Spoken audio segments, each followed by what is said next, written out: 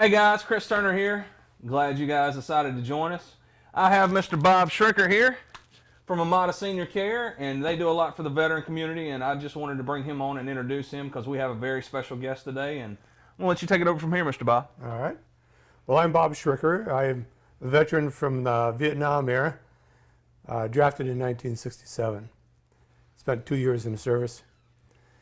Since I got out of the service about 18 years ago, I started helping veterans in a wide variety of ways and saw the need and want to fulfill that need. So how do you do that? Well, there's a lot of ways that a veteran needs to get a hand. It might be just a time where, like today, I gave a veteran a ride to the VA clinic. He couldn't get there without some help. Right. And he needed to get there because he's got some physical issues that the doctor needs to check on.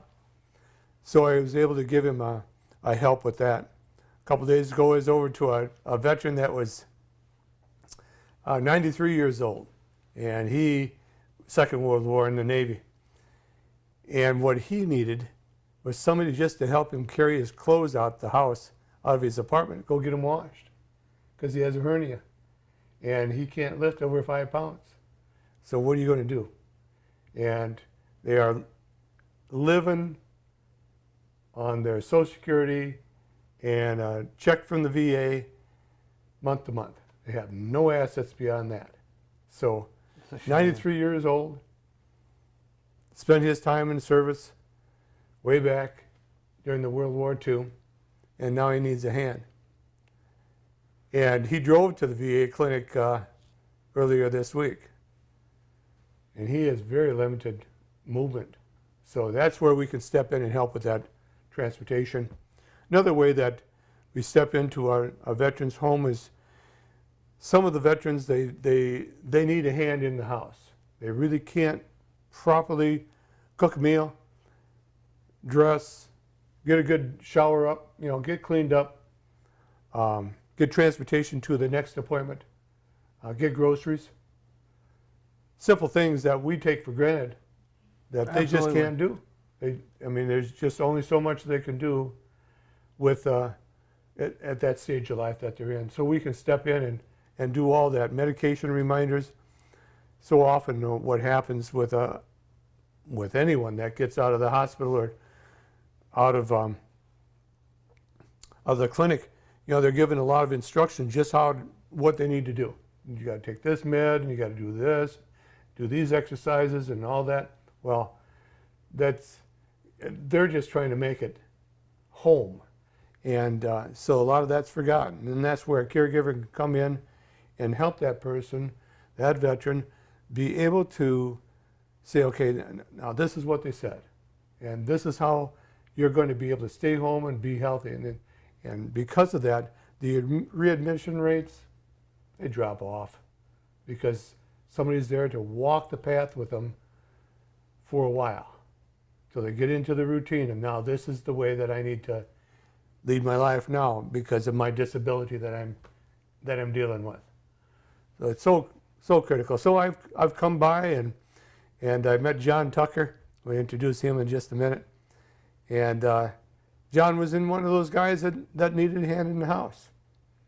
What kind of a hand was that? Well, help with the wash, help with fixing the bed, help with cleaning up in the bathroom, help with simple things that needed to be done, cleaning house, and that able to do that. He has in a wheelchair, and he needed a rug put into his bedroom here so that he could transfer into the bedroom safer. And we're able to do that. Get a better chair to get into the tub. VA helped him to get that. So that's the kind of things that I really enjoy doing. And I know there's a lot of veterans out there that are in need of that help. Just a lot. In Tennessee alone, there's over 500,000 veterans. Tennessee alone. That's a lot of people. That's a lot of people to serve. And you guys are the unsung heroes, man. I'll tell everybody that. They don't see, you see the veteran, but people just don't see that the work that goes behind it to help the people who come back from the battlefield, man. So hey, my hats are off to y'all. Yeah, I'm glad to Thank do y'all that. so much for doing You that. bet. It means Glad the to world to do me that. as a veteran, because I'm a Marine Corps vet, which I think you know that. But Yep. it really hits my heart, to know that there's services out there for some of the people who served in Vietnam and World War II and Operation Iraqi Freedom and Operation Enduring Freedom. I mean, we should all be one huge family. So thank you for what you do. I'll be glad to talk after John gets done. Talk about CommuniServe, and that's a nonprofit that we started up that's going to help to pay for services for those that just can't afford it. My next guest is Mr. John Tucker. How you doing, brother? I know. It's good to meet you. I appreciate you being here and being on camera with us and telling us your story. He's a captain in the United States Army, is a Vietnam War vet, and I'm going to turn it over to Mr. John and let him talk to you about his military background and where he comes from and how he struggled with PTSD and what he's done to get help for it. So, without further ado, Mr. John, take it away. Thank you very much. First of all, I want to give credit to Mr. Bob Schricker there. He's done a lot for me. I wanted to say these things up front and first. I was in the hospital. I went in the hospital last August of 2018, and I met him, I guess, about a month after that. And he has been really helpful to me in getting acclimated to being home again. And he was able to do things for me that I couldn't get done by myself because I was in the hospital and I was sick. And he did a lot of the groundwork for me with the VA. He was able to get me a transfer tub. He was able to get me help from the VA. I think I got 13 hours per week, and that's an immense bit of help for me because the lady comes 2 hours per day, and then she spends 3 hours maybe on Saturday. So that helps me out a lot. And he was able to get a lot of things for me in terms of maybe showing me who to go to get my medicine and supplies and things like that. And he put a battery in my car, fixed my car for me a couple of weeks ago. And believe it or not, I was able to get up out of this chair and get in the car, transfer it into the car, and we went to the martyr, and I got my tags. We went to the courthouse downtown in Gallatin here, and I got my tags from the window, and I passed martyr, and it was all me and Bob, and we drove around and around in the city here to make sure the car was operating okay, and it was operating fine, and we went through martyr and did all these things, and that was a big lift to my morale because he did a lot for me that I really needed at the time, and I don't have to take those little showers in the sink anymore. I can get in the tub, and he put the handles, the VA put those handles up there for me. And recently I heard that the VA has extended their service, their platform of service delivery. They've extended that to where by now a veteran can get service no matter where he lives. Say if he lives in an outlying area, away from a larger city, then he can get service wherever he's at. And I think that's a great thing. But Bob has done so much for me. He did all this before they got the extended service delivery platform with the VA, because that's recently they extended those services. And I was very pleased with that. Now, as far as my military background, I went to Tennessee State University. I graduated in 1966. And from there, I went to the OCS Academy in Fort Hood, Texas. And I came out in 1967 as a second lieutenant. In 1968, I went to Vietnam. I was sent to Vietnam. And there I stayed for a full tour, full year. And I grew closer to those men. I've told other people this all the time. I grew closer to them practically than I would have been with people in my own home. Some of the things that we did, I filled sandbags. We were constantly filling sandbags and digging in to put more protection over our heads. When there was not shelling going on daily, sometimes 100 rounds per day, because they were trying to knock us off that hill, because we had those 175 millimeter guns, and they were shooting 20 miles over into Cambodia and Laos because they were running supplies down. If you look on the map, Cambodia and Laos run right down beside Vietnam. and they're running supplies in there and running it down to the south. But we were tearing them up every night, all night. And the thing about a 175, you don't hear it coming. It's faster than sound. And when I was young, they told me, I heard the World War II veterans talking, they said that you never hear the round that kills you. And that's really what a 175 does. It hits first and then you hear the sound, so you never hear it. But the VC didn't have a weapon that powerful, but they did have weapons that would, they call it delay fuse. The weapon would penetrate into our sandbags that we would be filling all the time, and we'd be digging in constantly. They would penetrate down in there. The shell, the enemy shell, it was a light caliber shell, but it was just as deadly because it penetrated. It's called a delay fuse. It doesn't explode on contact. It goes down, penetrates into the sandbags just enough to send a shock wave down into the bunker, and that sucked the life out of those men just like that. It's like you turn a light off, and then the life out of them was gone. And they died by the truckloads, and the reason I know they died by the truckloads is because me and some other men, we were out loading their bodies on a truck. There were several bodies already on there, and I walked in a bunker one day, and we had, over to my right, I remember there were several dead bodies over there, and then right in front of me, there was a cot, army cot, with two bodies on there, and I picked up one, and somebody else I grabbed his head, somebody else grabbed his feet, and we took them to the truck, and then loaded their bodies on there. And we lost men like that by the truckload, and that went on day and night sometimes. You would see a person in the morning, and then by the afternoon, that person would no longer be there.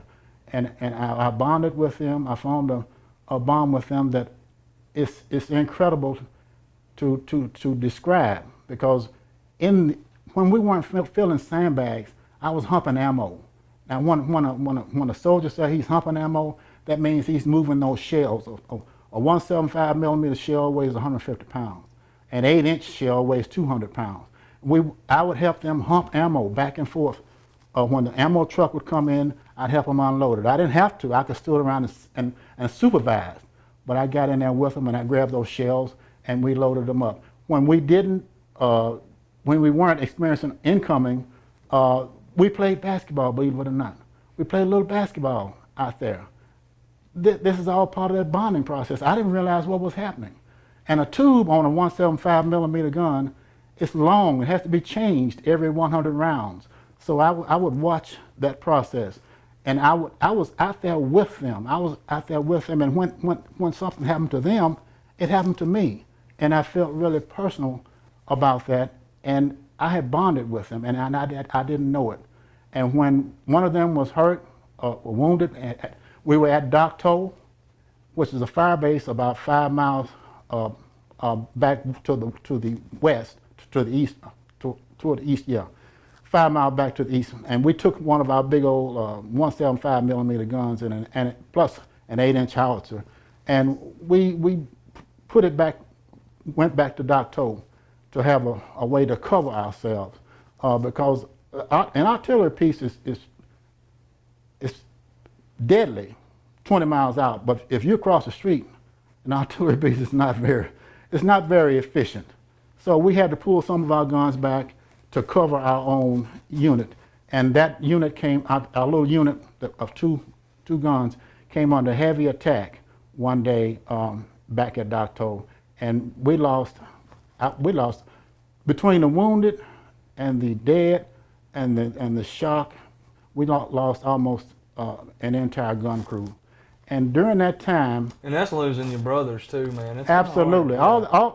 Remember, all this is people that you're serving with. Every day we took incoming every day from the enemy. It wasn't big and heavy, but it was still deadly. And you bonded with those people. You know, you fill sandbags. You loaded their dead bodies on trucks, and you played basketball with them. And when I saw one of them hurt, one of my men was hurt in Docto, I immediately ran out to help him. and everybody else had gotten to safety. We got the other people out, but he had fallen to the ground and his head was busted open in the back, and he was in shock. So I took my my coat off, my flak jacket off, and my helmet, and I put my shirt, my GI shirt, in the back of his head to keep him from being on the ground with a wound. They teach you first, help to treat the wounded, stop the bleeding. That's the first thing they teach you, and I did that, and then the incoming was still coming, shells were still coming in, but I put my body over his because he was on the ground and dirt and dust and everything was flying up, and I put my body, and we stayed there until help came. One of my other men saw what was going on. He got a Jeep, brought the Jeep out, and we got up and put that wounded soldier on the Jeep. We rigged up a stretcher for him. We rigged up a stretcher from the door that had been blown off of the bunker. We put that bunker door across the Jeep and then put his body on that door. And then he was taken to the compound, to the hospital or whatever. And I remember my pants and my boots. They were covered with blood for days. I couldn't wash it off. That stuck with me. It stuck with me, and that's one of the reasons I came through all those things, and I believe one of the reasons I came through it is because God wants to use me in some kind of way to help other people. The best friend I had over there, he was a CWO warrant officer. He won the Distinguished Service Cross, and he was one of my best friends because when I first set foot on that base, where I was, he took me under his wings. He showed me the ropes, and whenever something happened, any incoming in the battle, he was always out front, and everybody else was following him. We had to man the West Hill position.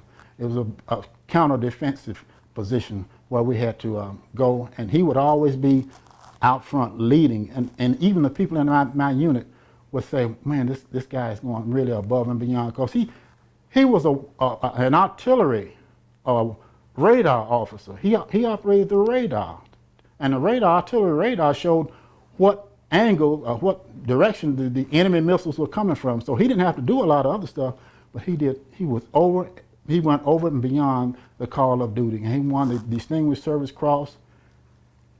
The battle we went through was March 3, 1969. That's when the VC attacked us with their tanks. That's the second time they used tanks. First time they used tanks was at the Battle of Longueuil, and the second time they used it was at the Battle of Ben Het. And he was wounded on the 3rd of March, and he didn't pass until the 11th of March. That's when he finally succumbed to the wounds. All that happened over there, and what it did for me, it let me know God has a reason for me being here. I was caught outdoors. I couldn't, we were taught to be mindful of the sound. You could hear a sound in the distance, and then the shell would arrive a few minutes later. And I would always, be just ahead of that shell. I'd hear it, and then I'd have a chance to duck. And that went on for days, for 6 months that I was there. Every day, they were trying to knock us off that hill, and they couldn't do it. And the people that I fought with, they're here with me all the time. They stay in my mind and in my heart. They're here with me, along with my parents and grandmothers and commanding officers and friends and relatives. I don't want to let them down. I've got to stay stable for their sakes. It's not about me. It's about these veterans that died. It's about these young people now that are suffering, who are given into violence and crime, and who don't have a nice home to come home to. And, I've worked for 40 years with the state of Tennessee, and I know about all of the problems that people have getting jobs when they get out of prison. They don't have learning. They don't have education. They need GED. And it goes on and on. So I've worked with them for a long time, for 40 years, one end of this state to the other one. And my heart goes out to them. And this chair has been a humbling experience for me, a humbling experience, because I know now what I'll never look at a rest home or an elderly person the same again. I know what they're going through. I've got a heart for what they're going through. I know what these veterans are going through with the PTSD, and I really believe I'll be able to help a lot of people when I get out of this chair. I will get out of this chair because I've come a long way already. You had mentioned whenever you got back that you had went down the path of, you know, going out and doing stuff you shouldn't have, and you Absolutely, found God. absolutely. So absolutely. how did you find a way that you actually had a problem with PTSD, and how did you seek help, and what helped you go down the path to try to deal with those demons that you had? Let me explain like this. I went in the Army at age 22.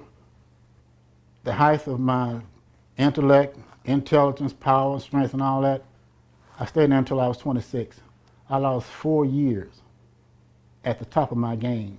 I came back, I was angry because I didn't necessarily want to go there. I was sent there, and I was angry, and I was selfish. I thought the world owed me something. All my friends were partying and having a ball around here, and I had 4 years to make up the time, so I was just buck wild. I'll tell you that. I wish somebody had told me what I'm telling you now. I could have maybe brought that under control, but God, like I said, God showed me. He said, look, if you keep going on this path that you're going on, you are going to hurt the people that love you the most. I couldn't put my old grandmother. I remember my grandmother told me when I was 9 or 10 years old, it was September, late August or early September. During that time, you would go to stores and you get your new school clothes to go back to school. I was jumping up and down. I'm 9 or 10 years old. Oh, I'm sorry. Thank you, thank you. She said these words to me I never forgot. She said, you can't pay us back. You can't pay your parents back. And that stuck with me even when I was over in Vietnam. And I said, is this the way I'm going to pay her back? Am I going to come back here and act a fool in front of her? And knowing how much love and concern they gave me, I couldn't do that. And that broke me back. It shocked me back. It's like a cold shower. And so I got to straighten up, because I'm going the wrong direction. And I'm going to hurt a whole lot of people, including those men there, because I wanted to give up. There were times I wanted to give up because my parents were sick and dying. My body was breaking down. I said, God, I can't take this anymore. And I said to myself, what God said to me, he said, you're complaining? Those young men, they're dead. 50 years ago, they're dead. You still have life. You were given life. You were able to come back and make a difference. And that brought me back from the edge too. So it's not, I'm sitting in this chair not for me, but for a lot of other people that I can help. I've been working with these people for 40 years. I know where the problems are, and I believe I can help someone else. I can help a whole lot of people because I've been through it. And you don't have to lose your life. So what a soldier has to realize is when he comes back, he is blessed because a lot of his friends didn't come back. So you gotta live for their sake. Do it for them. It's not about me anymore. It hasn't been about me in years. I should have been dead long time ago. 100 rounds per day. I mean, that was taking a lot of lives. People weren't blown to bits. They were just, the life was snapped out of them through the concussion. So what can I say? And it happened time and time again. And like I said before, I bonded with them in a way that I haven't bonded with anybody since I've been out here like this. I've gotten close to a lot of people, but I can't duplicate what was over there. But God didn't mean for us to live on that kind of level. You can't live like that every day. You keyed up, you got a job to do. I'm responsible for this other man over here. You can't live like that every day. But at the same time, you have to realize that you have to come down and decompress and level out so you can function. And the thing that helped me too, I got involved with something bigger than me. These people out here that I work with, they needed me. You know, they didn't have jobs. A lot of them were on food stamps. Some of them, the veterans come out, they had problems when they're getting out of service, and we work with all those groups. And I learned how to serve them as best I could, and I'm very proud of what the state of Tennessee has. The governor made junior college available for all of the people that wanted to go, and Governor Haslam, I was really impressed with that, and it helped me a lot, because it showed that we could help people get jobs, help people get training, help them get off of food stamps, and help them function and have meaningful jobs. And that's what that's what keeps me level, that's what keeps me going all the time.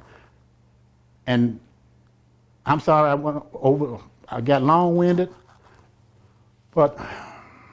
Well, if you could reach out to one veteran through the camera lens and what we're doing and tell them how to deal with issues that they may be struggling with PTSD, because you come from an era like Vietnam when you guys were coming back, you were shunned, people wouldn't even talk to you. Absolutely. And Absolutely. I think, you know, a lot of people wouldn't even talk about it just simply because they were scared to death of what people would say about them. Right. So I think some of the veterans of the newer generation are probably still going through that. So what would you recommend to any veteran out there that's watching it that's suffering from PTSD, how to get it off their chest? I would tell any veteran, if you're back here and you're functioning, then you are blessed. Like I said, you're blessed, because so many others did not come back. And you got to live for them, for the ones that didn't come back, and not think about you. Man, I just want to say thank you for your service, Mr. John. Thank you for everything that you're doing. Thank God. Yeah. Thank the good Lord. Absolutely. And, you know, the fact that you served our country and then you came back and you're serving in a community platform and you've been doing nothing but community service your entire life. My hat's off to you. Right. And Something bigger than me. Got to get it. Bigger than you. Show you that you need it. That you have a space, that you have a goal. That's what you need. yes, sir. Thanks again for your time. I appreciate your story.